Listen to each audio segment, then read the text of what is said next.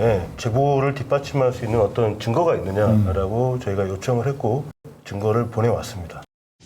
오늘 저희 보도는 더 탐사의 단독 보도입니다. 일본 외무성의 기밀 문서를 저희가 처음으로 입수를 했어요. 아마 일본 외무성 기밀 문서가 공개되는 건 이번에 처음이 아닌가 싶습니다. 그 문건을 보시면은 이 내용도 내용이지만은 문서의 형식이나 이런 것들이 상당히 그 기밀 문서라는 느낌이 확 옵니다. 이 문건 자체가 그들이 주장하는 대로 진본이 아니라고 얘기를 한다면은 이렇게 일본 외무성까지 나서서 문서를 공개하고 난 뒤에 물론 한 2시간 정도를 뜸을 들였는데 굉장히 긴박하게 오늘 일본 외무성과 주한 일본 대사관이 오늘 움직였을 겁니다. 네. 아주 단담이 서늘해졌을 것 같아요. 그러게요. IAEA가 지난 7월 4일에 종합보고서를 발표하면서 이제 핵폐수 방류해도 되는 것처럼 그렇죠. 그렇게 분위기를 만들었잖아요. 그때는 뭐 국제안전기준에 부합한다 이렇게 이제 얘기를 했지만 사실 일본 내 속사정은 좀 다른 것 같습니다. IAEA 종합보고서가 일본 정부에 제출이 됐는데 그 종합보고서도 사실은 조르세티에서 그 내용이 대부분 일본 정부에서 수정, 조작됐다라는 의혹이 6월 하순경부터 계속 저희가 이제 보도를 해왔죠. 또 상당 부분 또 맞았죠. 그게 맞아떨어진 게 사실은 저희도 좀 반신반의했었는데 7월 4일 보고서 나오자마자 확인이 돼가지고 굉장히 소름이 돋았던 기억이 납니다. 그래서 저희가 계속 7차례, 8차례 메일을 통해서 조르세티 제보 내용은 대부분 신뢰할 만하다라고 저희가 판단을 했기 때문에 오늘 방송도 저희가 힘주어서 얘기를 할 수 있는 것입니다. 자, 우선 지난주 방송했던 내용을 먼저 일부에서 좀 소개를 해드리고 비정상적인 침묵에 대해서 얘기를 했었죠. 알고 봤더니 이 핵폐수 투기 계획 둘러싸고 일본 정부 고위층 사이에서 이견이 생겼기 때문이었다. 7월 중순에 일본 정부가 이 기준을 심각하게 초과한 이 탱크 4군데의 오염수 탱크를 비밀리에 감시하도록 도쿄전력에 지시했다라는 내용도. 이 탱크는 뭐냐면 일본 정부에서 알프스를 돌려서 이제 처리를 한 처리수인데 뭐 그런 탱크를 꼭 집어서 조르세티가 저희한테 알려줬습니다. 제가 볼 때는 이 J1 탱크는 일본 외무성 입장에서도 상당히 골칫덩어리 같아 보입니다.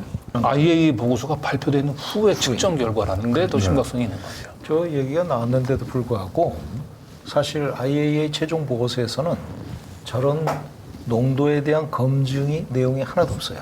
도쿄 전력이 제출한 농도 수치만 가지고 그냥 그대로 믿고 넘어갔던 거죠. IAEA 최종 보고서는 사실상 부실한 보고서다. 네.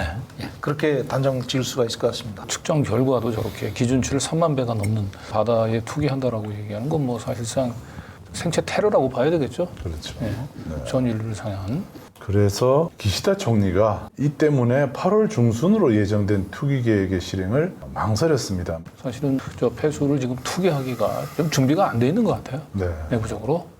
어떻게 처분할 것인가 하는 문제를 해양방류가 34억 엔이라고 가장 싸다라고 평가를 했거든요. 그런데 그 34억 엔이라는 건 바다에 투기하는 비용을 얘기하는 거예요. 그걸 감수하는 이유가 앞으로 30년 동안 언제든지 그냥 갖다 버릴 수가 있다. 이런 방법을 고민할 거라고 저는 항상 생각을 했거든요. 그 평형수로 버리는 구체적인 얘기가 언급이 나온 거죠. 결국은 이제 핵폐수에 대한 위험을 전 세계에 전가하는 건데 전 세계에 위험을 전가하기 전에 일본 연안이 지금 이제 쑥대밭이 될 그 위험의 개우 높기 때문에 지금 이제 새로운 흉계를 꾸미고 있는 거죠. 그러네. 오히려 지금 일본 정부는 선박 평수를 의도적으로 이용하겠다라는 계획을 내세워서 사실 경악하게 만들었던 거죠. 네.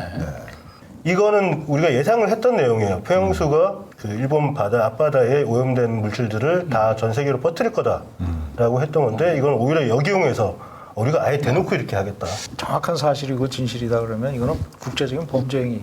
방법이 나오죠. 네, 구체적으로는 이제 후쿠시마 제1원전 앞에 있는 바닷물을 퍼다가 그 옆에 한 거로 퍼다 나르면 아무래도 이쪽에 있는 오염 물질의 양은 조금 줄어들겠죠. 그렇게 해서 그 농도를 낮추겠다는 계획인데 지금 구조가 이렇게 되어 있습니다.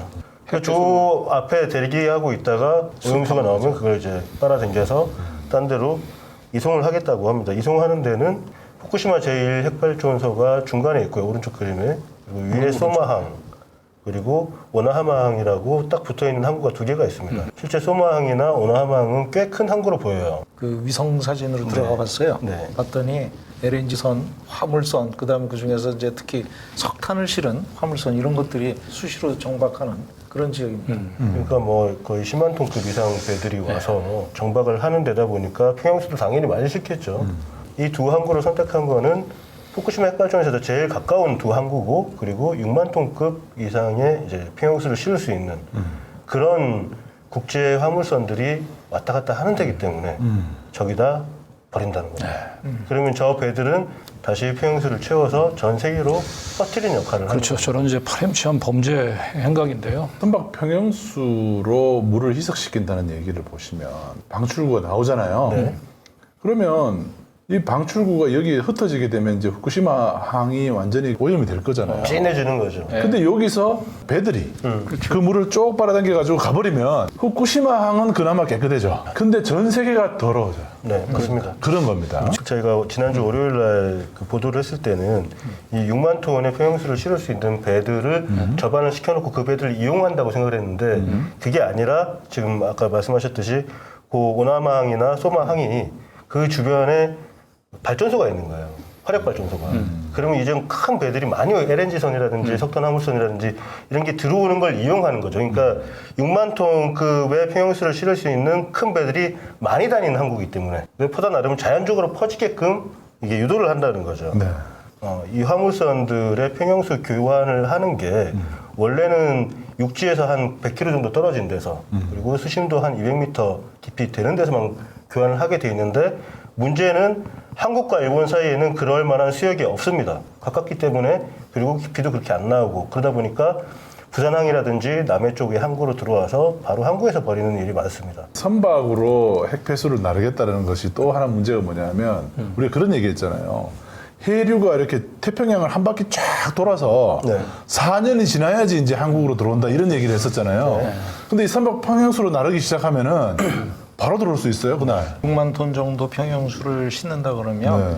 하나가 1000톤이잖아요. 그럼 60개 탱크 분량을 한꺼번에 실을 수 있는 거예요. 어마어마한 양이죠. 너무 충격적인 얘기라 아무리 일본 사람들이 자기네들이 책임져야 될 거에 책임을 안 지고 전 세계로 이걸 뿌리려는 계획을 악랄하게 세운다고 생각을 했는데 마침 조르세티가 다시 그거에 대한 근거가 되는 문서를 저희한테 보내왔습니다. 저희가 지난 주말 동안에 문서의 진위 여부를 파악하기 위해서 계속 취재를 했고요.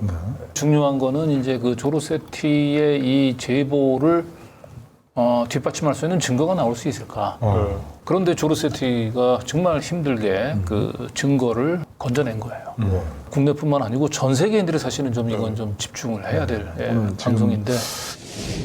최 기자님께 평형수 계획에 대한 핵심 증거입니다. 외교부의 기밀 문서가 세상에 드러난 건 아마 처음일 겁니다. 지금 이 순간에 내 삶의 모든 것을 걸고 한 방에 던져야 할 때입니다. 그러나 전 세계의 진실을 알리기 위해서는 어떤 위험도 감수할 가치가 있습니다. 핵폐수 방류가 임박했습니다. 이제 전 세계를 위해 우리는 포기할 수 없고 계속 싸워야만 합니다. 조르세티. 저희가 그 얘기를 했거든요. 계획 자체는 되게 그럴싸하게 들리기도 하고 되게 충격적으로 들리는데 이걸 사람들이 과연 믿을까? 우리가 기자회견도 하고 싶은데 이 말만 가지고는 사람들 설득하기 쉽지 않을 것 같다. 증거가 있으면 혹시 달라라고 했더니 그 이튿날 이걸 보내왔습니다. 네. 일본 외무성 내부의 문서입니다. 이 문서를 첨부 파일로 보내왔죠. 기밀 문서입니다.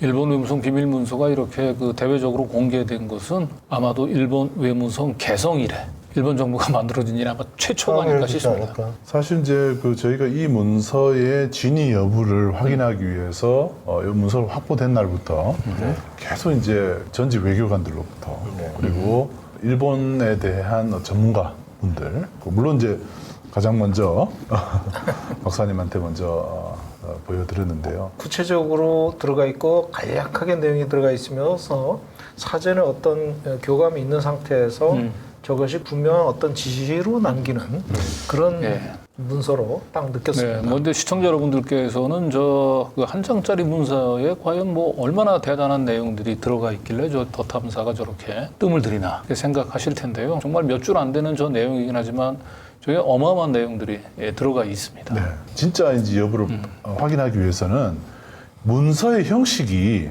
과연 일본 외무성, 일본 정부가 쓰는 문서 형식인가부터 해서 여기 나와 있는 여러 이제 기호들 있잖아요. 뭐 문서 번호라든지 사람 이름이라든지 이런 게 나오는데 이런 것들이 진짜가 맞는지 이런 것들을 하나하나 형식적인 면에서 우선 좀 살펴보도록 하겠습니다.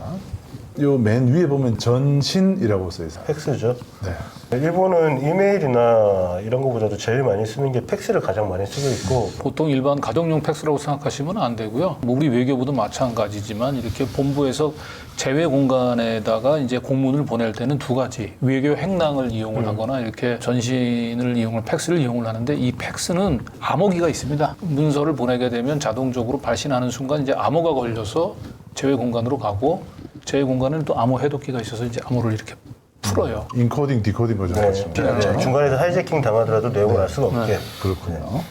오른쪽에 보면 취급주의라는 글씨가 또 크게 보여요. 취급주의. 전직. 외교부 동북아과에서 아주 오랫동안 근무하셨던 이제 베테랑 외교관을 통해서 어떤 의미인지 한번 물어봤거든요. 정확하게 그러면 찝어주셨는데 일본의 이제 공문서 그 비밀 분류 체계는 3단계로 되어 있답니다. 극비, 탑 시크리트 문서, 극비. 네. 그 다음에 비, 비밀. 예, 그 다음에가 취급주의. 이렇게 나뉜다고 합니다. 이게 이제 우리말로 하면 대외비 정도. 그러니까 이제 국내 외교부 같은 경우는 이제 공문서 비밀 분류는 우리는 3단계가 아니라 4단계라고 합니다. 그래서 1급 비밀 문서, 2급 비밀 문서, 3급 비밀 문서 그 밑에가 대외비라고 얘기를 합니다. 일본에서 구하는 이 취급주의라고 하는 문서는 이제 우리 외교부로 치면 3급 비밀과 대외비 중간 정도, 그 정도에 해당되는 문서로 보면 된다. 자, 그리고 요 위에 보면 보존 기간이라고 표시되어 있죠. 레와 8년 12월 30일까지 되어 있습니다. 2026년이 되죠.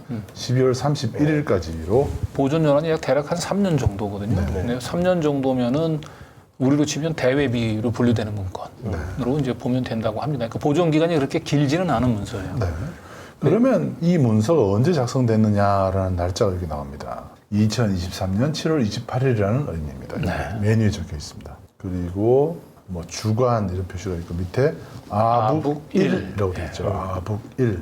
일본 외무성에 동북아 1과라는 데가 있더라고요. 여기가 바로 한국 담당하는 부서예요. 우리 외교부에도 동북아 1과, 2과가 있죠. 네. 동북아 1과는 이제 아마 일본, 2과가 중국 이렇게 되죠. 네. 여기 좀 더 확대해서 보니까 본성발 돼 있죠. 그리고 본성이라고는 이제 외무성 얘기하는 외무성 거죠. 얘기하는 외무성 거죠. 본부.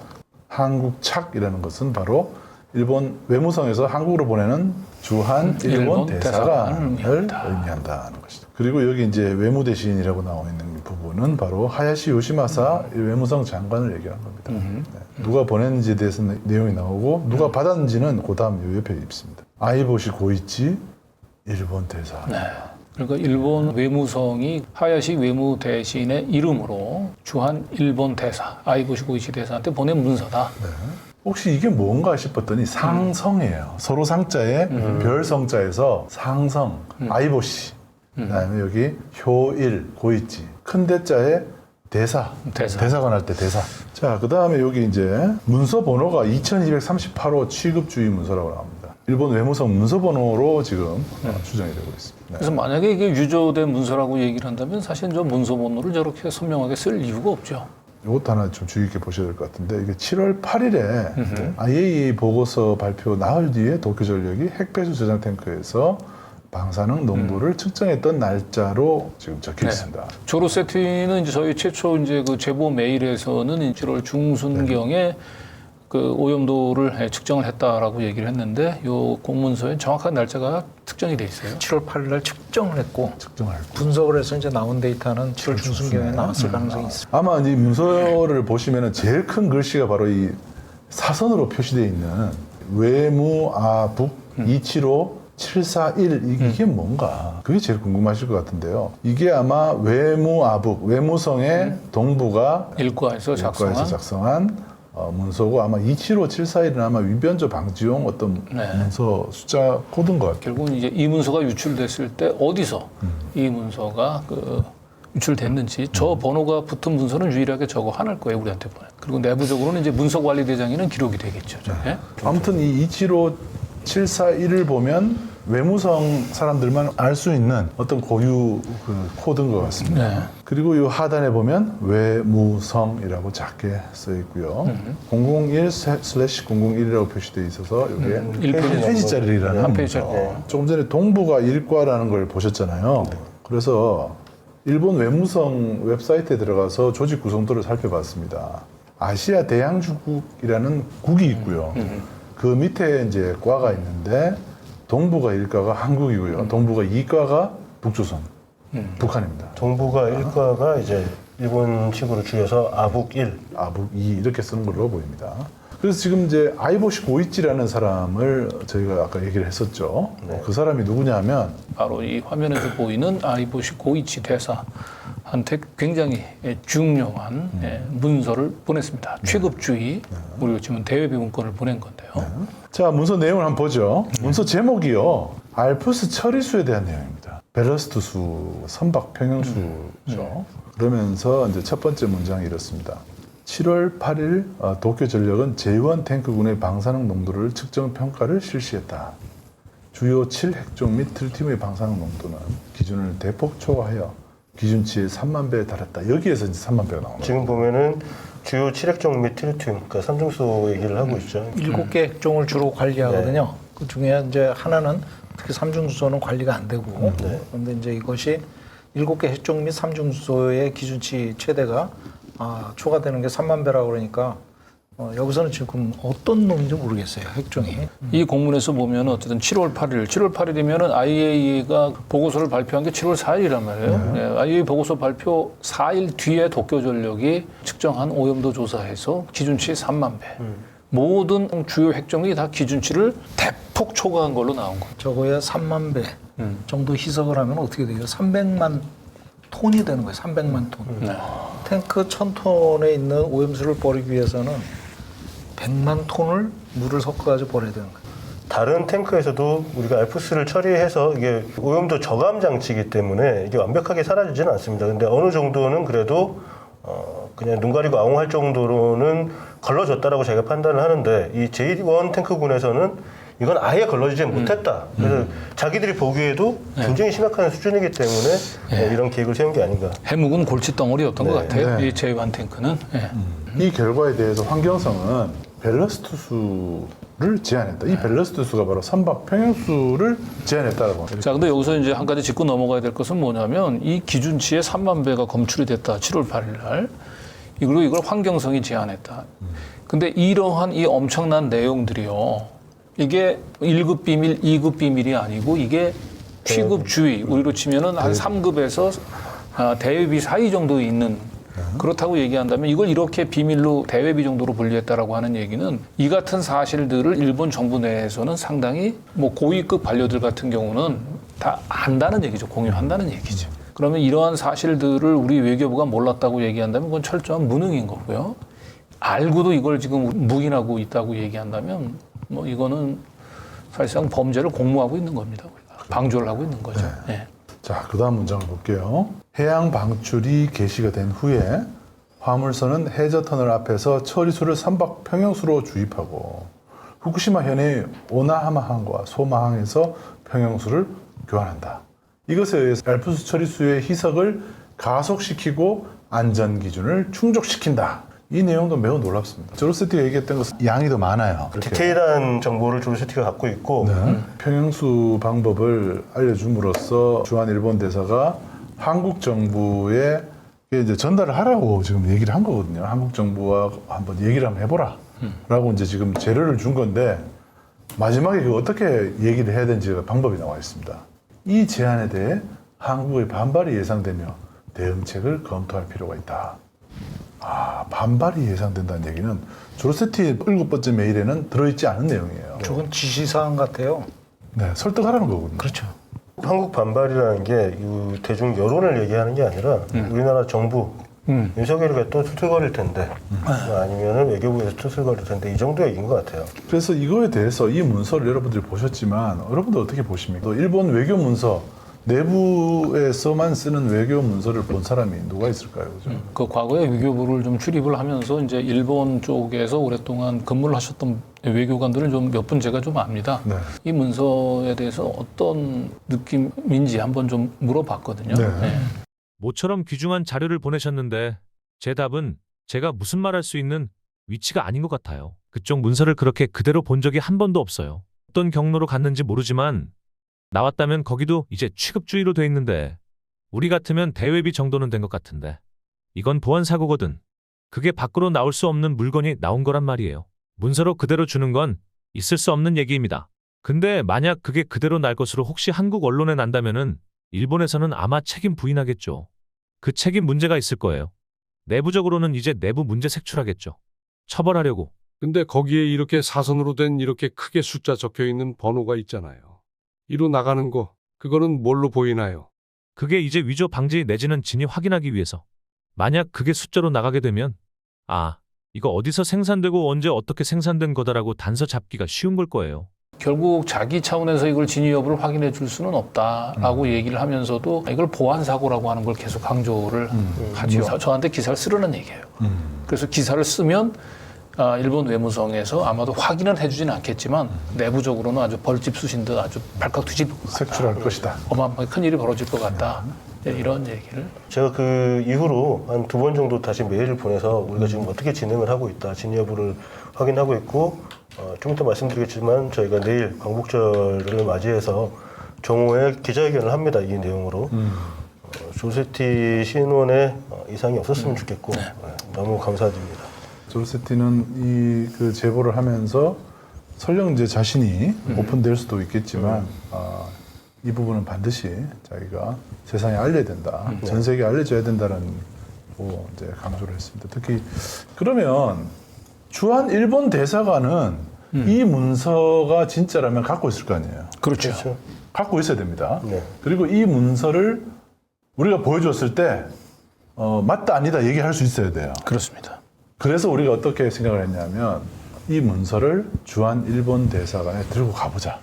네, 저는 지금 주한 일본 대사관에 나와 있습니다. 항상 주한 일본 대사관에서 저희에게 그다지 협조적이진 않았기 때문에 오늘도 이 문서를 전달할 수 있을지는 미지수인데요. 문서 택배를 한번 시도해 보겠습니다.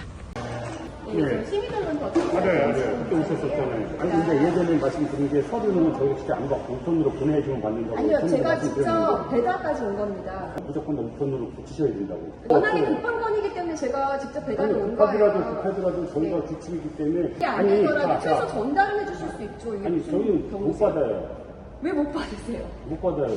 지금 문서를 안 받겠다는 것도 참 고약한데요. 문서를 받으면 되는데 그걸 또 안 받겠다고 얘기하는 것도 안 볼란다 이거죠. 규정을 정확하게 지킬 거면 오염수를 버리지 말아야죠. 저거 우리도 갖고 있으니까 안 받겠다 이 소리 아니에요? 아 그런 것도 의미가 있다. 그 안에 뭐 들은지 안다. 다행히 언론 담당관하고 연결이 됐어요. 이메일로 먼저 이제 일본 대사관 쪽에 공문을 보내고 이미 공문을 먼저 보냈어요. 보내고 그걸 이제 확인을 해보라고 하면서 이제 전화한 거죠. 제가 인포 그 메일로 지금 이제 그 공문을 하나 지금 보내드렸어요. 혹시 그 지금 열어보실 수 있습니까? 제가 그 인포 메일을 직접 못 봅니다. 그래서. 중요하고 긴박한 사연이라서 네. 제가 직접 전화를 드린 건데 일단 네. 그 공문 내용은 일본 외무성에서 그 아이보시 고이치 그 대사한테 이제 직접 보낸 공문인데요. 한 장짜리. 일본 외무성에서요? 그 내용은 후쿠시마 그 이제 오염수 방류 그걸 이제 대형 선박에 이제 그 평형수로 실어서 이제 방류한다라고 하는 계획들을 이제 설명을 하면서 요게 이제 한국에 아무래도 반발이 예상이 되니까 대응책이 좀 필요하다. 이런 내용이 담긴 문건입니다. 작성 잘 안 들려서요. 네, 지금 정확하게 아니. 못 하고 있는데요. 네. 일본 이제 외무성에서 보내는 공문 형식이 보면 이제 문서 번호가 있고 문서 번호하고 별도로 이렇게 그 사선 형태로 해가지고 사선이요? 기울어진 선 형태로 해서 일련 번호가 붙잖아요. 뭐 그거는 제가 말씀드릴 수 없어요. 일변조를 이제 그 방지하기 위한 그 번호 있잖아요.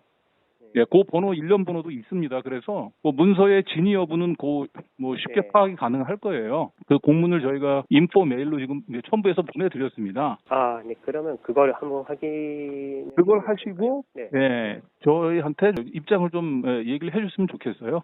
기다리는데 전화가 안 와가지고 제가 한 5시 정도에 다시 또 전화를 걸었습니다. 그렇죠. 그때는 이미 확인을 했습니다. 확인을 하고 난 뒤에는 뭐라고 하는지 한번 들어보시죠.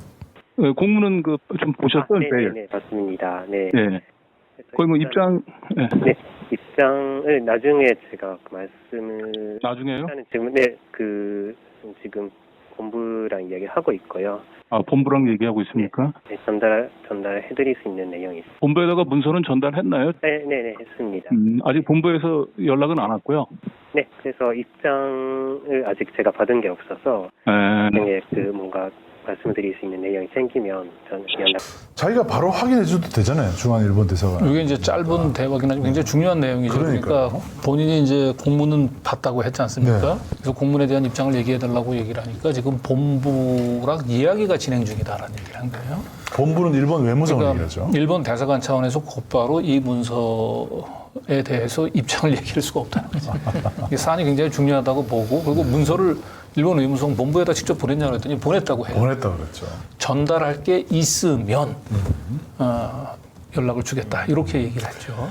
7월 28일 날 보낸 문서가 뭐 몇 개나 되겠습니까? 일본 본성에서 확인 금방 되죠. 네. 근데 이분이 확인이 금방 될 수 있는데도 불구하고 이 문서의 진위 여부에 대해서는 즉답을 피하잖아요. 또 문서를 보고 난 뒤에 뭔가 말을 잘 못하고 계속 본부에다가 얘기하겠다고 얘기한다는 것은 저희가 그때 통화가 끝나자마자 어떻게 판단했냐면 비상 걸렸구나. 그렇게 본 거예요. 그렇게 된 거죠. 네, 이거 큰일 났구나. 갑자기 7시 반 정도, 7시 20, 정확히 7시 4분이네요. 언론 담당관이 저한테 연락이 왔습니다. 제가 그동안 수도 없이 이 일본 대사관에 제가 먼저 전화를 걸었습니다만 먼저 전화는 좀 먼저 처음이에요. 저한테 이렇게 리콜을 친절하게 네. 해온 거는 이번이 처음이었습니다. 네. 일본 외무성의 공식 입장이라고 얘기하면서 이제 저희 한참 얘기를 좀 했는데 네. 골자는 이 문서는 사실 무근이다. 그리고 그 문서에 나와 있는 내용도 사실이 아니다. 허위 문서다. 한마디로 이제 이런 내용을 전해왔어요. 네. 그럼 뭐 허위라고 얘기하려면 어떠한 근거로 이걸 허위 문서로 판단을 했는지 또 허위 문서라고 봤다고 얘기한다면은 왜 그 즉각적으로 저한테 확인을 해주지 않았는지 부분 의문점을 계속해서 물어봤는데 단 한 가지도 납득할 만한 해명을 하지 못했어요. 자, 이거에 대해서 이제 의문점들이 있습니다. 한 10가지 정도 추려봤어요. 네. 처음부터 보죠. 해당 문서는 외무성에서 7월 28일 주한 일본 대사관으로 보낸 문서로 되어 있죠. 그래서 일본 대사관 차원에서도 바로 이게 진짜인지 아닌지 알 수가 있단 말이에요. 자기 손에 들어가 있는 거니까. 그렇죠. 자기가 받은 거니까. 이거 우리 받은 적 없습니다. 혹은 이거 아닙니다라는 얘기를 그때 두 번째 통화했을 때 있죠. 그때 다 얘기를 했어야 되는데 본국에 보고하겠다. 그러니까 이상했다. 그때부터 이상했던 거죠. 왜냐하면 1등 서기관 그 사람은 자기가 다 얘기했잖아요. 바로바로 얘기를 하는 바로바로 사람이에요. 얘기한 사람. 일본 대사관이 가지고 있는 것으로 보이는 문서를 가지고 있음에도 가타부타 말을 못했어요. 네. 일본 대사관은 오후 3시에 메일이 첨부된 해당 문서를 열어봤고 다시 통화하면서 본성과 이야기 중이라고 했고 또 세 번째는 이게 만약에 허위 문서라면 곧바로 주한 일본 대사관에서 확인이 가능한데도 외무성과 조율을 거쳐서 허위 문서라고 발표한 경위가 일단 석연치 않다. 그리고 일본 대사관은 오후 5시 외무성과 이야기 중이라고 했고 일본 외무성의 공식 발표가 나온 것이 7시 24분으로 최초로 문서를 확인한 시간으로부터 4시간 이상 걸립니다. 외무성의 사실 공식 발표는 아니죠. 외무성의 그렇죠. 입장이 전달된 전달된 것이 7시 24분. 일본 외무성의 담당 부서명 아부길과 수신인 문서 번호, 위변조 방지를 위한 일련 번호까지 기재된 문서의 진위 여부를 확인하는데 이렇게 많은 시간이 필요한가? 일단 납득이 잘 안 됩니다. 자, 그리고 6번째. 일본 정부는 해당 문서가 허위 문서라고 하면서도 문서 번호 2238호의 진본은 어떠한 내용의 문서인지 확인해 줄 수 없다고 했다. 그렇죠? 그게 따로 있다는 얘기인데 그 따로 있다면 그게 뭐에 관한 얘기인지는 얘기를 있었지 않겠냐. 근데 그마저도 얘기를 못한다. 그렇죠? 일본 외무성의 공식 문서와 형식에서도 좀 차이가 있지만 어떤 차이가 있는지도 거기서 확인해 줄 수 없다. 그냥 아니다 그러면 다 없어지는 건가? 왜냐하면 지금 개연성이 있어서 물어보는 건데 아니다 이렇게 얘기하면 끝나는 건가 거기서. 그리고 한국 정부가 요청해도 일본 외무성의 문서대장 관리번호는 물론 주한 일본 대사관의 문서관리대장 번호도 확인해 줄 수 없다고 심지어 일본 대사관이 7월 28일 본성으로부터 문서를 접수한 사실이 있는지조차도 확인해 줄 의무가 가짜 문서라는 주장만 있을 뿐이지 이를 뒷받침할 아무런 증거나 구체적 설명 없이 그냥 허위 문서다라는 주장을 그대로 믿으라고 그래서 이건 조금 이제 좀 이상하다는 거죠. 네. 저희는 조르세티라고 알려진 인물로부터 그동안 IAEA 보고서, 사전 유출된 보고서도 받았고, 그리고 실제 7월 4일 날 공개된 문서와 굉장히 유사하다. 저희가 갖고 있는 이 증거는 조르세티한테 직접 받은 증거고 사진으로 받은 이미지이기 때문에 저희는 충분한 근거를 갖고 의문을 제기를 하고 있는 겁니다. 그러면 일본 정부는 여기에 대해서 책임감을 갖고 사실 여부를 확인해줘야 되는 겁니다. 이거 어마어마한 지금 끔찍한 계획을 세우고 있는 거잖아요. 이 납득이 안 가는 거죠. 대한민국 국민을 지금 설득을 해야 되는데. 그러니까 결과적으로 사실은 뭐 저희한테 해준 얘기는 그 허위 문서다, 가짜 문서다라고 하는 거 사실 뭐 그거 뭐 이상도 이하도 아니에요. 가짜인데 왜 가짜인지 말을 못 해줘. 그거를 그 한마디를 하려고 4시간이나 걸린다는 게 말이나 됩니까? 이 문서를 보면. 그 여러분도 보셨겠지만 저희가 지금 일본 외무성의 저 정도 해명을 가지고 그럼요. 저희가 이게 아니다라고 말하기가 어렵기 때문에 오늘 보도를 저런 얘기를 듣고 여기서 취재를 중단한다면 사실 저희 받아쓰기 보도가 되는 거예요. 그렇죠. 한국 정부의 발표를 받아쓰기 보도하는 것도 사실은 언론으로서는 해서는 안 될 일인데 최소한 납득할 수 있는 해명은 좀 받아야 되지 않겠습니까? 근데 문제는 저런 흉계들을 지금 꾸미고 있음에도 윤석열 대통령이 지금 그 한미일 뭐 삼국 정상 그 회담에서 지금 이제 후쿠시마 오염수 방류는 뭐 의제에 이제 채택이 되지 않았다 이제 이런 얘기를 지금 하고 있는데요. 이렇게 우리 정부 입장이 아니고 이렇게 그 일본과 그 미국의 입장에만 이렇게 끌려다니는 이런 정상 회담을 해서는 안 됩니다. 저희가 일본 외무성 기밀 문서 문서 번호가 2238호 문서 이 문서를 저희가 오늘 처음으로 공개를 합니다. 이 문서를 공개하는 의미는 핵폐수 투기 문제가 지금 일본 내에서도 굉장히 지금 심각한 문제가 되고 있고 이거를 이 투기 시점을 방류 시점을 제대로 지금 정하지 못해서 전전긍긍하고 있는 일본 정부의 속내를 엿볼 수 있는 바로 중요한 문서입니다. 8월 18일 한미일 정상회담 때 우리 윤 대통령이 일본 기시다 총리한테 물어봐야 돼요. 전에 기준치 초과하면은 방류 안 한다고 하셨죠? 혹시 7월 4일 이후에 기준치 초과된 적 있습니까? 라는 질문을 해야 돼요.